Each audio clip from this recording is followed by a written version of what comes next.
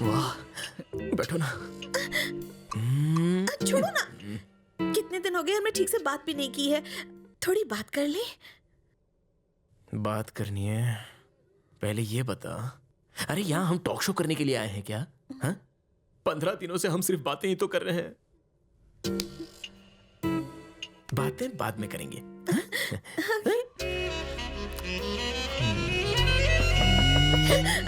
सुनो, कोई दरवाजा खटखटा रहा है। अरे बगल वाले कमरे का होगा। हाँ? हम स्टेप बाय स्टेप कुछ नहीं करेंगे, डायरेक्ट एंड कर देंगे। हाँ?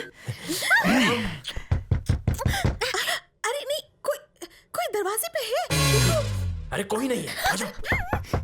नहीं, देखो तो कोई तो है, दरवाजा खटखटा रहा है।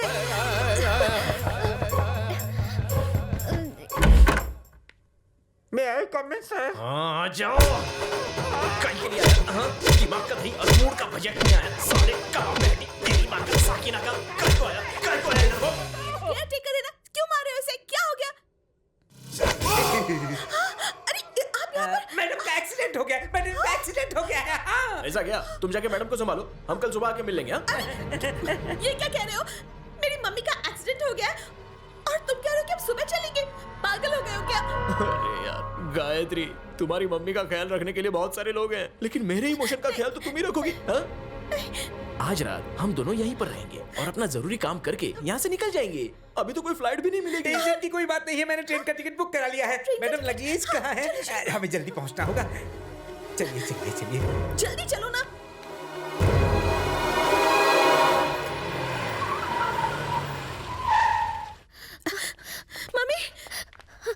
मम्मी, अब कैसी हैं आप? मैनेजर ने मुझसे कहा कि आपका एक्सीडेंट हो गया।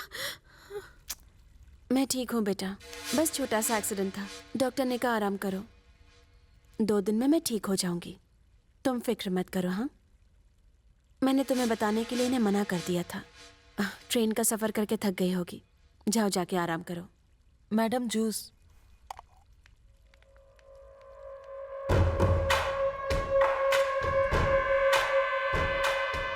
जमाई, प्लान कैसा लगा? 15 दिनों के बाद मेरी बेटी के साथ तुम हनीमून पर गए। मैंने तुम्हें वापस बुला लिया। एक बात अच्छे से याद रखना जमाई, कश्मीर तो क्या, तुम हनीमून बनाने के लिए दुनिया में कहीं भी जाओ, मैं तुम्हें अपनी बेटी से अलग करूंगी। सासू माँ, आप थोड़ी लेट हैं और अपन थोड़ा फास्ट हैं। वो ट्रेन में सफर के वक्त मैंने सब कर लिया। मतलब? शर्म आती है, मैं कैसे बताऊं? वही सुहागरात। ये क्या कह रहे हो? यही कह रहा हूँ कि हमने अपनी सुहागरात ट्रेन के अंदर ही मना ली। सासू माँ, आपको लगता है कि मैं इस खेल में बच्चा हूँ, लेकिन ये बच्चा इतना कच्चा नहीं है। वैसे सासू माँ, एक छोटी सी एडवाइस फ्री में दे डालता हूँ, आग में हाथ डालोगी तो आज जलेगा।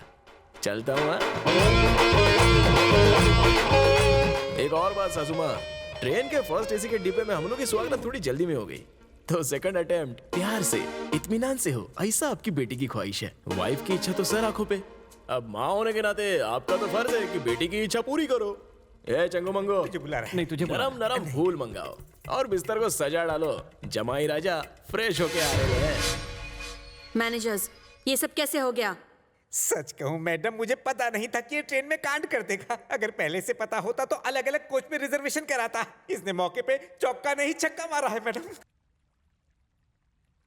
सिर्फ 50 करोड़ बैलेंस? ये आज का ट्रांजैक्शन है। सुनिए मैडम, आपके समधी जी आए।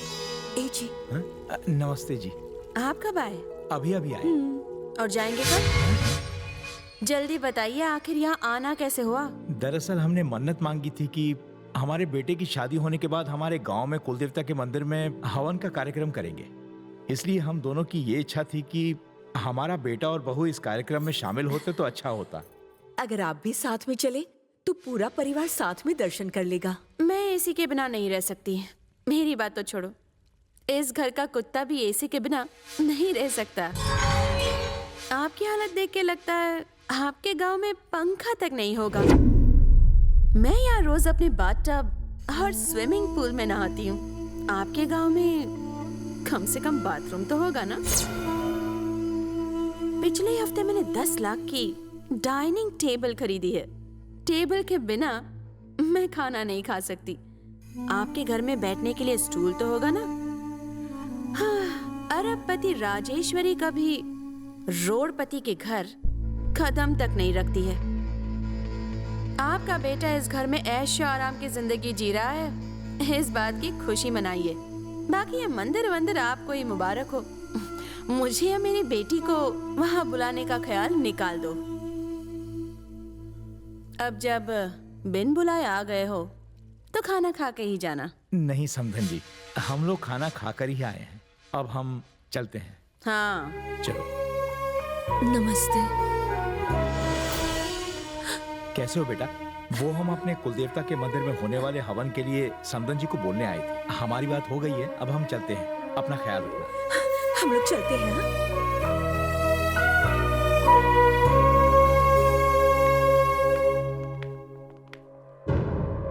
आओ जमाई। अपने समधी समधन की कोई ऐसी बेइज्जती करता है? मैंने तो बस अपनी तारीफ की, अब इसे कुछ भी समझो। ये तो तुम्हारी प्रॉब्लम है। एक्चुअली रईसी मेरे खून में है। अब इतना पैसा हो तो तेवर तो आ ही जाते हैं ना। अगर तुम्हें इज्जत की इतनी परवाह थी तो अपनी औकात की लड़की से शादी क्यों नहीं कर ली? जैसे एक डायबिटिक पेशेंट को मिठाई नहीं मिलती, वैसी एक घर जमाई को इज्जत नहीं मिलती। समझ गए?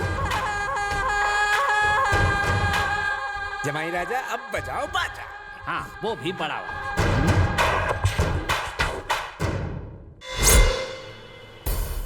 इस बार जबरदस्त कंपटीशन है मैडम। मगन ठीक कह रहे हैं मैडम।